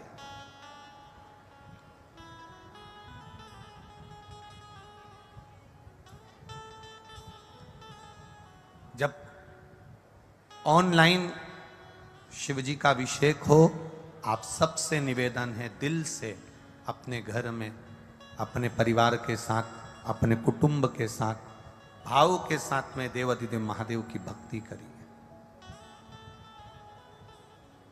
और उस भक्ति को अपने जीवन में उतारिए। देगा वो, खाली ना जाता कोई दर से तुम्हारे, खाली ना जाता कोई दर से तुम्हारे, मैं भी खड़ी हूँ नंगी बाहें फंसाए, अपने हृदय से लगा लो, गिरा जा रहा हूँ, उठा लो। आपकी अविरल भक्ति आपको शिव के करीब लेकर जाती है।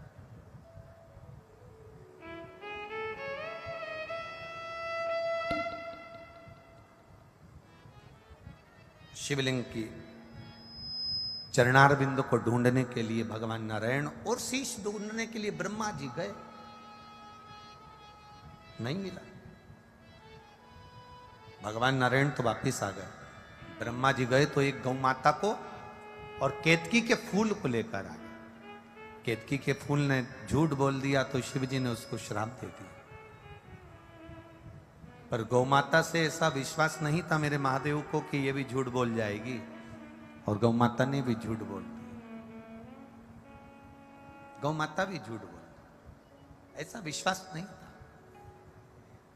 बहुत ध्यान देना, भरोसा कोई दूसरा नहीं तोड़ता, भरोसा कोई दूसरा नहीं तोड़ेगा। कोई अपना तोड़ने वाला हो जो हमारे भरोसे को तोड़ देता, हमारे विश्वास को डिगा देता। कोई कहे, गुरुजी पहले तो भगवान इतने अवतार ले लिए, देखिए अब क्या भगवान अवतार नहीं लेते, अब क्या भगवान प्रकट नहीं होते। हम उनसे एक बात कहना चाहेंगे, सतयुग, त्रेता और द्वापर, कितने युग? जम के बोलो जरा, सतयुग, त्रेता और द्वापर, ये तीनों, सतयुग, त्रेता और द्वापर, इन तीनों को मिला लो तो भगवान ने 24 अवतार लिए। कितने अवतार लिए? 24 अवतार धारण। ठीक है। अगर एक सहज भाषा में देखा जाए तो सतयुग, त्रेता, द्वापर, इन तीनों युग को मिला लो तो भगवान ने 24 अवतार लिए। भगवान 24 बार पृथ्वी पर आए। पर अगर सही मायने में देखा जाए तो केवल कलयुग का आंकड़ा लगाकर देखना तो मेरे भगवान 55 बार पृथ्वी पर प्रकट होकर दर्शन देकर चले गए, केवल कलयुग में। सतयुग, त्रेता और द्वापर का आंकड़ा लगाओगे तो 24 बार भगवान पृथ्वी पर आए, पर केवल कलयुग का आंकड़ा लगाओगे तो कलयुग में भगवान 55 बार पृथ्वी पर आकर गए। रामकृष्ण परमहंस के लिए कई बार आए, संत तुकाराम जी के लिए कई बार आए, मीराबाई के लिए कई बार आए, चैतन्य महाप्रभु जी के लिए कई बार आए, श्रीमद वल्लभाचार्य जी के लिए कई बार आए, रामानुजाचार्य जी के लिए, महाराज जी के लिए कई बार आए, श्री निम्बार्काचार्य जी के लिए भगवान कई बार आए। पृथ्वी पर मेरे परमात्मा इस कलिकाल में, मीरा कलयुग की थी, रामकृष्ण परमहंस कलयुग में थे, चैतन्य महाप्रभु कलयुग में थे, संत तुकाराम कलयुग में थे, ये सब कलयुग के थे। सतयुग, त्रेता, द्वापर का आंकड़ा मिलाओ तो 24 बार भगवान पृथ्वी पर आए हैं, पर कलयुग का आंकड़ा मिलाओ तो 55 बार भगवान पृथ्वी पर आकर गए हैं। सबसे ज्यादा मेरा भगवान अगर पृथ्वी पर आया तो कलयुग में आया।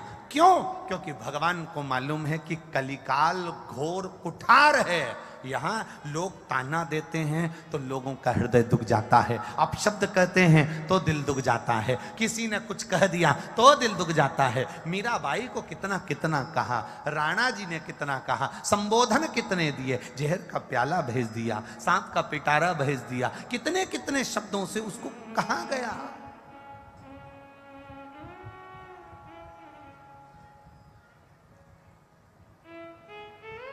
पर आया मेरा देव अधिदेव महादेव, मेरा राम, मेरा कृष्ण, मेरा शिव आया। कहने वाले कहेंगे, और बहुत ध्यान रखना, सतयुग, त्रेता, द्वापर को मिलाओगे तो 24 बार भगवान पृथ्वी पर आए हैं। कलयुग का आंकड़ा निकालोगे तो 55 बार भगवान पृथ्वी पर आए हैं। और यह निश्चित है, अगर आप भगवान की दिल से आराधना कर लोगे, दुनिया ताना देती रहेगी, आप उसका चरण पकड़ कर रख लोगे तो 56वीं बार भगवान तुम्हारे लिए पृथ्वी पर आ सकते हैं। ये निश्चित है, वो आएगा। मेरे भोले तेरा सहारा है, मेरे भोले तेरा सहारा है, मेरी नैया का तू किनारा है, मेरी नैया का तू किनारा है। आप करो शिव की आराधना, आप करो भगवान शंकर का भजन, आप करो शिव की अर्चना, वो देता है। और क्या देगा ये हमको भी नहीं मालूम, क्या प्रदान करेगा ये हमको नहीं मालूम।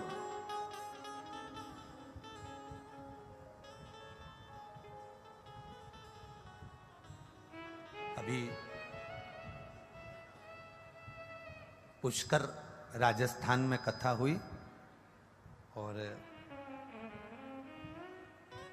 वहां भी खंडेलवाल परिवार ही कथा कराए। एक बात आपको कहना चाहेंगे, पुष्कर राजस्थान की बड़ी सुंदर बात, राजस्थान की ये बात जिंदगी में हम कभी नहीं भूल पाएंगे। जो उस पुष्कर राजस्थान में एक बात हुई, वहाँ जितनी दुकानों पर, जितनी होटलों पर और जितने घरों में माताएं काम करती थी या जो पुरुष लोग काम करते थे, झाड़ू पोछा बर्तन वाले, वो अपने अपने सेठ जी से 7 दिन की छुट्टी मांग ली। अब आप समझे जरा उस बात को, कितना सुंदर बात। झाड़ू लगा रही है, पोछा लगा रही है। एक होटल के मालिक ने ही बताया, गुरुजी हमने हमारे वो नौकर को, सेवक को कहा कि तुम छुट्टी ले लोगे तो पैसा कट जाएगा, भले काट लो। तो कहा गुरुजी हमने उनसे कहा हम तुम्हारी जिंदगी भर के लिए छुट्टी कर देंगे, तो क्या बिल्कुल कर दो।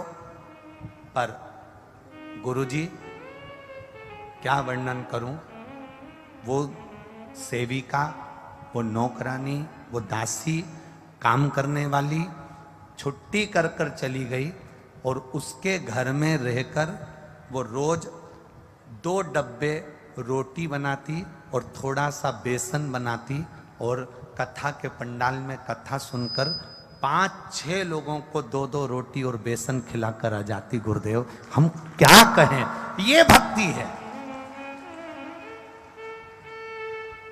जो दुनिया का सेठ नहीं कर पाता, वो एक साधारण से साधारण व्यक्ति घर से 2 रोटी लाकर, 4 रोटी लाकर, 8 रोटी लाकर, डब्बे में भरकर, पर्स में लेकर, 2 पानी की बोतल लेकर, थोड़ी सी टॉफी, थोड़ा सा बिस्कुट का पैकेट लेकर, जहां कथा सुन रही है जनता के बीच में, जहां जगह मिल जाए वहां बैठकर आसपास वालों को खिलाकर चली जाए। अविरलता भक्ति का जो एक बाढ़ भक्ति की जो बाहर देखी है पुष्कर राज की धरा पर, वो जिंदगी भर नहीं भूल पाएंगे। ये राजस्थान है, ये राजस्थान।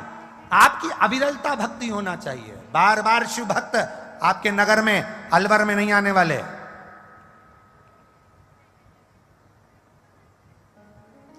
ये अविरल भक्ति बार बार नहीं मिलने वाली। बहुत होगी भागवत कथा, बहुत होगी राम कथा, बहुत होंगे यज्ञ, बहुत होंगे अनुष्ठान, पर शिव महापुराण मिलना वो भी सावन के महीने में। भूतो न भविष्यते, किस्मत है अलवर वालों का, भाग्य है अलवर वालों का, भाग्य है। बोल बम का नारा है, ये भाग्य है आपका। वो तो कहीं पुण्य खंडेलवाल परिवार के जागृत हो गए महाराज, कहीं इनके पूर्वजों के पुण्य की गुल्लक भरा गई होगी, और कहीं आपके पुण्य की गुल्लक भरा गई होगी। जितने लोग प्रशासनिक अधिकारी यहाँ लगे हुए हैं, प्रशासन वाले लगे हैं, पुलिसकर्मी लगे हैं, डॉक्टर लगे हैं, आपने जिंदगी में कहीं पर भी नौकरी करी हो, यहाँ जो तुम सेवा कर रहे हो, यहाँ सरकार की नहीं, यहाँ भोलेनाथ की सेवा कर रहे हो, लिख के रखना कि तुम्हें 3 महीने में बाबा क्या देगा। ये नौकरी खाली नहीं जाती है, ये नौकरी खाली नहीं जाती है। दूसरी जगह लगे होगे, वो तनख्वाह वो देगा, पर यहाँ की तनख्वाह तो मेरा महादेव जो देता है, वो 3 महीने के अंदर लिख कर रख लेना कि क्या क्या देता है। अगला पर्चा मैनपुरी में तुम्हारा मिलेगा, ये निश्चित है। वो क्या देगा आपको, क्या प्रदान करेगा। सियोर वाला महाराज तो 7 दिन कथा बाचेगा, दूसरा दिन हो गया, 5 दिन और सुनाएगा, यहां चले जाएगा, मैनपुरी पहुंच जाएगा। पर कथा का रसतत्व ये पत्रों के माध्यम से कभी जिंदगी मिले।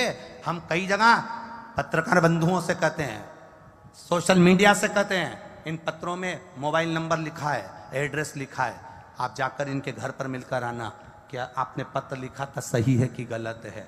जो कथा को दिल से सुनता है, उसका पत्र वो बाबा के चरणों में लिख कर पहुंचा देता है कि मेरे दिल का ही। हम तो पढ़ ही नहीं पाते, ज्यादा क्या पढ़ें, ज्यादा पत्र पढ़ेंगे तो आप ही लोग कह दोगे कि गुरुजी कथा बाँचें कि पत्र पढ़ें। क्या पत्र पढ़ें, जो दिया उसने दिया है, जो प्रदान करा उसने किया है,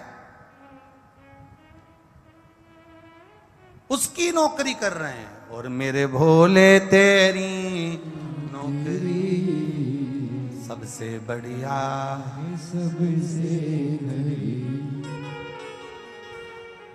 जब से तेरा गुलाम हो गया, तब से मेरा भी नाम हो गया। वरना औकात क्या थी मेरी, सबसे बढ़िया है सबसे। सत्ययुग, त्रेता, द्वापर सबको मिला लो, 24 बार मेरा भगवान पृथ्वी पर आया है। केवल कलयुग अकेले का आंकड़ा मिला लो तो 55 बार मेरा भगवान पृथ्वी पर आया है। और विश्वास रखना, तुमने दिल से पुकारा तो वो 56 बार भी पृथ्वी पर आकर रहेगा, ये निश्चित है। तुम्हारे विश्वास को मत तोड़ो, तुम्हारे भरोसे को मत तोड़ो। कहीं इधर उधर अपनी बुद्धि को मत ले जाओ कि मैं वहां जाऊंगे, वहां जाऊं ने वहां जाऊं ने वहां जाऊं, कुछ हो जाए। हम थोड़े से बड़े, थोड़ा ये जो आदिक आडंबर आदिक होते हैं, हम इससे पढ़े हैं, हम इसको बिल्कुल दूर रखते हैं। हमारे को शिव तत्व से मूलता, भक्ति से मूलता, भजन से मूलता। और अच्छा एक बात बताओ, किसी को मलेरिया हो जाता है तो वो मच्छर से कहता है कि डॉक्टर से कहता है दवाई के लिए? अरे बोलो, जम के बोलो। किसी को मच्छर काटा मलेरिया हो गया तो वो मच्छर से बोलेगा कि तूने मेरे को काट लिया, मलेरिया हो गया, मैं दवाई कौन सी खाऊं? मच्छर से बोलेगा क्या? वो नहीं बोलेगा ना। डॉक्टर से कहेगा ना साहब मेरे को मलेरिया हो गया, मच्छर खा गया, शरीर में कष्ट है, तो मैं डॉक्टर से कहूं। तो आप लोगों से निवेदन है कि आपको दुख आता है तो आप इन मच्छरों से क्यों कहते हो? मैं बहुत दुखी हूं जी। तो जी डॉक्टर है कि मच्छर है? अरे अंदाजा लगाओ। जब दुख की घड़ी आती है 10 लाख 20 लाख 25 लाख 15 लाख 5 लाख या शरीर में रोग आता है, बीमारी आती है, कष्ट आता है, तुम्हारे कितने रिश्तेदार हैं जो तुम्हारा साथ दे देते हैं? जम के बोलो जरा। अरे बोलो तो जम के। देगा? बड़ी बीमारी आ गई, रिश्तेदार साथ देगा? पैसे की जरूरत पड़ गई, कर्जे में लदालूम हो गए, एक्सीडेंट हो गया, दुनिया के लोग साथ दे देंगे? नहीं। मलेरिया हुआ तो मच्छर से मत कहो, इनसे मत बोलो कि मेरे को तकलीफ है, ये और उसका मजा लेंगे। खूब फूली फिरती थी, अब जगत में रोती फिर रही है। पहले तो खूब गाड़ी में घूमते थे, अब कर्जे में घूम रहे हो। पहले तो खूब घी की रोटी खाई, अब रूखी रोटी खा रहे हो। पहले तो खूब खाया, अब हो गई शुगर बीपी।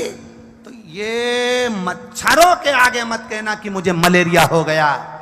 डॉक्टर के आगे जाकर कहना कि मेरे को मलेरिया हो गया, डॉक्टर दवाई देगा। दुनिया के लोगों से मत कहना कि दुख क्या है। अगर कहना तो मेरे विश्वनाथ से कहना, वो काट देगा दुख को। वो डॉक्टर है, औषधि देने वाला, महामृत्युंजय है। अकाल मृत्यु वो मरे जो काम करे चंडाल का, काल उसका क्या बिगाड़े जो भक्त हो महाकाल का। जो शिव का उपासक है, हम उससे क्यों नहीं कहते? पर आदत है तुम्हारी।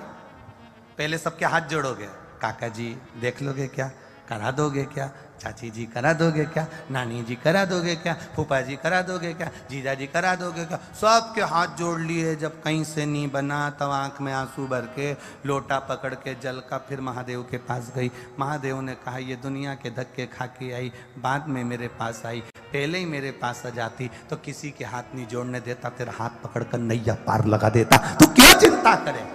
एक लोटा जल सारी समस्या का हल कर। भगवान का भजन आएगा, शिव आए।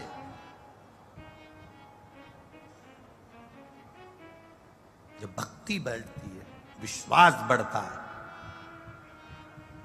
अब लोग कहें कि भगवान आता है, क्यों नहीं आता? कई लोगों तो कह देते हैं हमारे शरीर में ये देवता आ रही है, ने पितर जी आ गया, ने वो देवता आ गया, ने वो देवी जी आ गई, ने देवता जी आ गया। देखने में आए, ने किसी किसी के ने भूत चुड़ैल भी आ जाए। बोलो बोलो, सही है कि गलत है? अच्छा एक बात बताओ, सबके शरीर में देवी जी आती, देवता जी आते,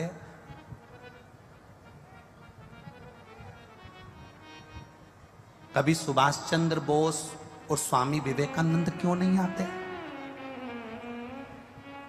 कभी झांसी की रानी पद्मावती ये शरीर में क्यों नहीं आते? कभी कभी जो बहुत बड़े बड़े मर गए वो शरीर में क्यों नहीं आते? जब देखो, जब मतलब देवी देवता फ्री बैठे हैं तुम्हारे शरीर में आने के लिए कि तू यूं घूमे और बाजा तुरंत।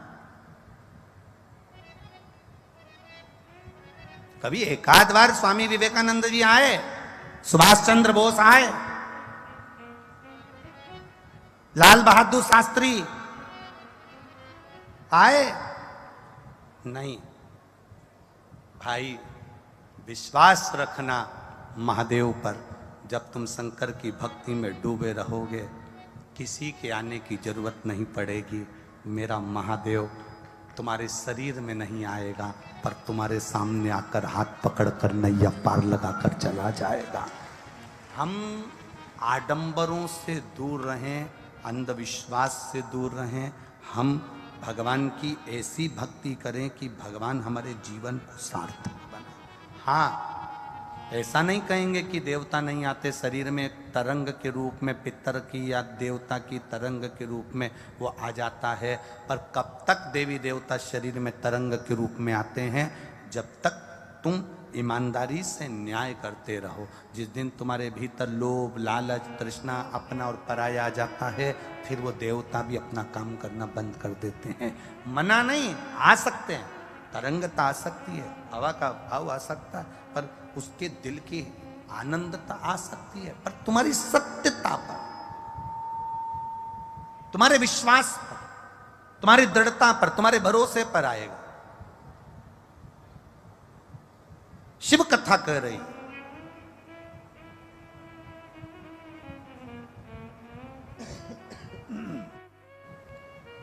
आता है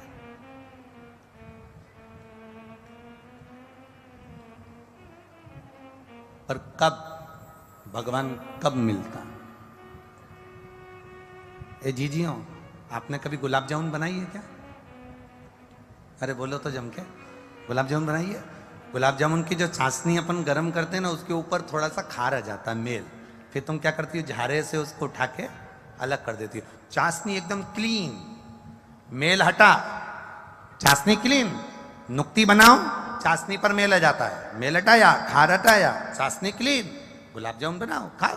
चाशनी को, चाशनी के ऊपर मेल आया है, उसको हटाना पड़ेगा, तब जाकर गुलाब जामुन और नुक्ती अच्छी दिखती है। उसी तरह हमारे भीतर शिव महापुराण में आने से पहले, गुलाब जामुन बनाने से पहले, भगवान की भक्ति करने से पहले भीतर का मेल हटाना पड़ेगा। काम, लोभ, आसक्ति, वासना, तृष्णा, ये सब हटेगा, तब जाकर गुलाब जामुन ठीक बनेगी, तब जाकर हमारे को परमात्मा का दर्शन हो पाएगा और हमारी जिंदगी सार्थक हो पाएगी। ऊपर अगर मेल जमा है तो गुलाब जामुन में कलर नहीं आएगा, ऊपर अगर मेल जमा है तो नुक्ती में कलर नहीं आएगा, अगर ऊपर मेल जमा है तो खोपरा पाक भी अच्छा नहीं बनेगा। उस मेल को, उस खार को हमें निकालना पड़ेगा। वो खार जब निकल गया, अहंकार जब हमारे बाहर निकल गया, आसक्ति हमारे बाहर निकल गई, वासना बाहर निकल गई, तृष्णा बाहर निकल गई, तब समझो कि परमात्मा अब हमें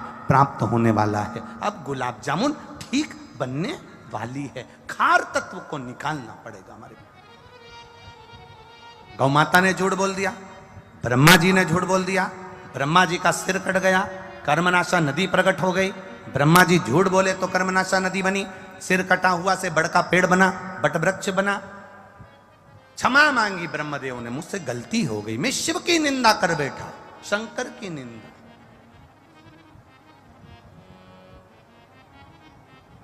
सबका मुख देखना, सबका चेहरा देखना, पर कोई शंकर की निंदा करने वाला हो, शिव के लिए अपशब्द बोलने वाला हो, कोई शंकर के भक्त की निंदा करने वाला हो, जिंदगी में उसका चेहरा कभी मत देखना। भगवान से प्रार्थना करना कि शिव निंदक का चेहरा कभी मत दिखाना। देव ऋषि नारद ने शंकर जी की निंदा भगवान विष्णु के सामने जाकर कर दी थी कि मैंने कामदेव को जीता है और शंकर जी कामदेव को नहीं जीत पाए। मैंने कामदेव को जीता, शिव कामदेव को ना जीते। भगवान विष्णु की आंख से आंसू बह गए, क्योंकि नारायण को लग गया कि इसने शंकर की निंदा करी है। नारद ने शिव की निंदा करी तो उनको बंदर का मुंह लगा, बानर का मुंह लगा, भारी सभा में हंसी उड़ी। और भगवान नारायण ने शंकर की निंदा सुनी तो उनको घोड़े का मुंह लगा, घोड़े का मुख लगा।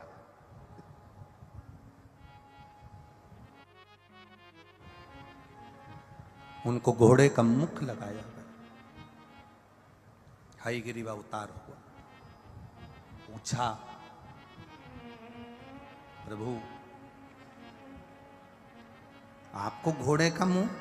भगवान कहते हैं मैंने निंदा सुन ली थी शंकर जी की। निंदा करने वाले को तो भगवान पैदा करते हैं, पर निंदा सुनने वाले को भगवान पैदा नहीं करते। ये सुनने की रुचि हमारे भीतर आती है। हाँ, क्या कह रहे हो, क्या कह रहे हो? शंकर भगवान की निंदा कभी मत सुनना।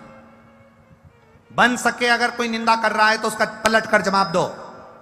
अरे शिव महापुराण में ऐसा हो गया, अरे शिव की भक्ति में ऐसा हो गया, तो उसको पलट कर जवाब दे सकते हो। गया क्यों? तुझे किसने किया था कि जा?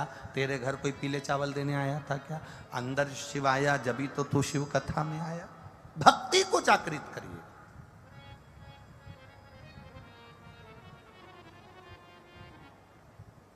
और जब हमारे भीतर की भक्ति जागृत हो जाएगी, हमारे भीतर की भक्ति प्रबल हो जाएगी, शिव तत्व मिल जाएगा। शंकर के मिलने में देरी नहीं। ब्रह्मा जी का सिर कटा, कर्मनाशा नदी प्रकट हो गई। ब्रह्मा जी ने हाथ जोड़कर कहा मुझे सृष्टि का निर्माण करना है, आप बताओ सृष्टि की रचना कैसी करी जाए। सृष्टि की रचना करने के लिए ब्रह्मदेव से कहा कि अर्धनारीश्वर स्वरूप का दर्शन देते हुए कहा कि आप सृष्टि की रचना करें। अब सृष्टि की रचना करना कोई सरल बात तो है नहीं। एक बार ब्रह्मा जी के मन में अहंकार आ गया था, और ब्रह्मा जी के मन में अहंकार आया तो उनसे भगवान नारायण ने कहा कि तुम सृष्टि की रचना कर रहे हो तो एक बार देवादिदेव महादेव से जाकर प्रार्थना तो करो कि मुझे सृष्टि की रचना करना। आप जाओ पहले उनसे जाकर विनती करो कि मुझे सृष्टि की रचना करना। घर के जो बड़े हैं, घर के जो बुजुर्ग हैं, घर के जो बयो हैं, एक बार उनके कानों में जरूर डालना चाहिए कि साहब, मम्मी, पापा, मैं मकान बना रहा हूं, आपका आशीर्वाद है, बन रहा है। अपने माता पिता से छुपाकर मकान भी बनाओगे तो उसमें सुख नहीं है। अपने माता पिता से छुपाकर जेवर भी बनाओगे तो उसमें सुख नहीं है। अपने माता पिता को एक बार जरूर बोलना चाहिए, मम्मी आपकी बार दुकान में अच्छी कमाई हुई, तुम्हारी बहू के लिए मैं हार बनवा रहा हूं। मम्मी आपकी बार ये मिला इसलिए मैं तुम्हारी बहू के लिए कपड़े ला रहा हूं। मम्मी आपकी बार ये हुआ तो मैं मकान बनवा रहा हूं। माता पिता से कुछ मत छुपा, कुछ नहीं। कई लोग कहते हैं हमारे माता पिता को हम बताएंगे और फिर वो उसका गलत मतलब निकाल। तुम्हारा काम करो बताने का, तुम्हारा काम है छुपा कर नहीं। सब अच्छे से एक एक बहू जो होती है ना, मायके से थोड़ी सी टॉफी लेकर आ जाती है और घर के छोटे छोटे बच्चे देते हैं ना, तो उनको जब वो स्कूल जाते हैं तो चुपचाप से पकड़ा देती है और क्या कहती है कि दादी को मत बताना, दादाजी को मत बताना। और अगर वो पूछे कहाँ से लाई, कह देना पड़ोस वाली आंटी ने दी है। अब वो बच्चा छोटा सा झूठ बोलना सीख जाता है, और वो बच्चा झूठ बोलना सीख गया। एक दिन दादी ने पूछा क्यों रे टॉफी खा रहा है? हाँ, कहाँ से आई? पड़ोस वाली आंटी ने दी है। वो बच्चा धीरे धीरे धीरे धीरे बड़ा हो जाता है, शादी हो जाती है, अपनी धर्म पत्नी आ जाती है, उसको घुमाने के लिए जयपुर लेकर जाता है, जयपुर से चुंदड़ी खरीद कर लाता है, और चुंदड़ी खरीद कर लाया और पत्नी ने उससे कहा कि मैं ये चुंदड़ी लेकर जाऊंगी जयपुर से, और सास पूछेगी, तुम्हारी मम्मी पूछेगी कहाँ से आई, तो कह देना मायके से मिली है। झूठ बोलना किसने सिखाया? जम के बोलो, माँ ने बचपन में बच्चे की आदत में डाल दिया कि ये टॉफी पड़ोस वाली आंटी ने दी है। बच्चा बड़ा होकर अपनी पत्नी को ज्ञान दे रहा है कि ये साड़ी मायके से मिली है। अब वो अपने बच्चे को ज्ञान देगी कि टॉफी मायके से मिली है। ध्यान देना, ये झूठ हम फिर कहेंगे। बच्चों को जैसे तुम बादाम खिलाती हो, और वो कौन कौन सा पाउडर होता है जो दूध में मिला मिला कर पिलाती हो, किस लिए पिलाती हो?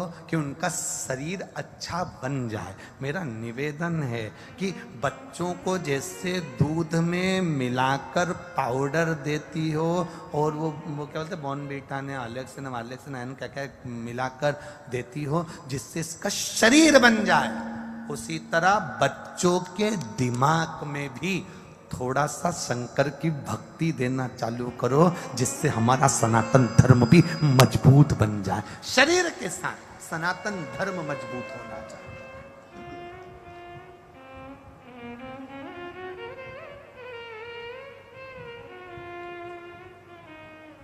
शंभु शरणे पड़ी मांगू घड़ी रे घड़ी, दुख काटो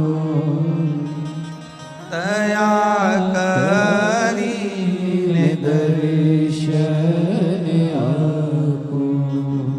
शंभो शरण पड़ी घड़ी रे घड़ी दुख काटू दया करी में दर्शन आपू।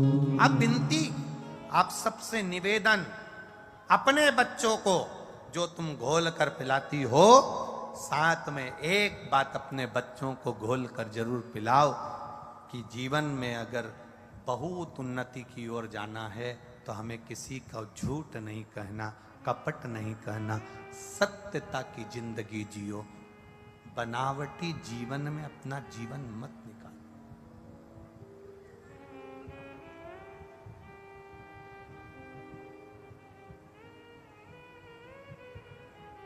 रेपर, किसी किसी साबुन का जो कवर होता है ना बड़ा सुंदर होता है, पर साबुन निकाल के नहाओ तो पूरे मुंडा पे दाने ही दाने बन जाते हैं। अब कोई कहे कि नहीं साहब साबुन तो 25 रुपए का था ने 50 रुपए का था ने, रेपर भी अच्छा था ना, उसका कवर भी अच्छा था, खुशबू भी अच्छी आ रही थी, फिर ये दाना क्यों उड़ गया? साबुन के अंदर कास्टिक ज्यादा हो गया। साबुन में खुशबू अच्छी थी, रेपर अच्छा था, पर कास्टिक सोडा उसके अंदर ज्यादा हो गया, जिससे शरीर में दाना उड़ गया। उसी तरह अपने बच्चों को अच्छे कपड़े पहनाओ, अपने बच्चों को अच्छा खिलाओ, अपने बच्चों को अच्छा पहनाओ, अपने बच्चों को अच्छा बोलना सिखाओ, अपने बच्चों को अच्छा पढ़ाओ, और तुम्हारे बच्चे में कास्टिक ज्यादा नहीं होना चाहिए, उसका ध्यान रखना। मालूम पड़े बच्चों को विद्वान बनाते बनाते बनाते बनाते वो बच्चे ही तुमको अनपढ़ नहीं समझने लगे, उतना अंदाजा लगा कर रख। बच्चे एक दिन तुम्हारे मुंह पर ये ना कह दे कि मम्मी तुझ में तो अक्ल ही नहीं है, तुझे तो कुछ आता ही नहीं है, पापा में तो अक्ल ही नहीं है, पापा को तो कुछ आता ही नहीं है। पढ़ाओ, विद्वान बनाओ, कॉलेज में पढ़ाओ, अच्छी जगह पढ़ाओ। एक जानवर को, बंदर को भी छड़ी और पढ़ाई कराई जाती है तो वो भी मदारी के डमरू पर गए साहब को सलाम मार, सलाम मारता है। बंदर से के इस पे बैठ जा, बैठ जाता है। घोड़े को चाबुक मार मार कर उसको कहा जाता है पांव ऊपर कर, घोड़ा पांव ऊपर कर लेता है। ऊंट को उसको भी नाचना सिखा दिया जाता है। जरा विचार करना, आज का व्यक्ति जानवर को सुधार लेता है पर अपने घर के बच्चों को सुधार नहीं पाता। बच्चों से क्यों चल प्रणाम कर तो बच्चा कह देता तुम करो, हम ये ढोंग प्रपंच में नहीं पढ़ते। सोचो, जानवर सुधर रहे हैं पर इंसान नहीं सुधर पा रहा, कहां जाओगे?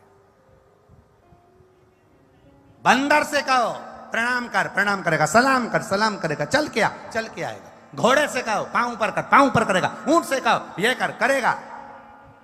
पर आज घर का पिता कितना भी बड़ा चाहे वो बड़े पद पर बैठ गया, दूसरे को ज्ञान दे देगा, दूसरे को डंडा दिखाएगा, दूसरे को बोल देगा, दूसरे को मार्ग दिखाएगा, पर खुद का बेटा मुंह चला कर चला जाएगा। तब पिता का कलेजा फट जाता है कि किसके लिए कमा रहा हूं, किसके लिए कर रहा हूं।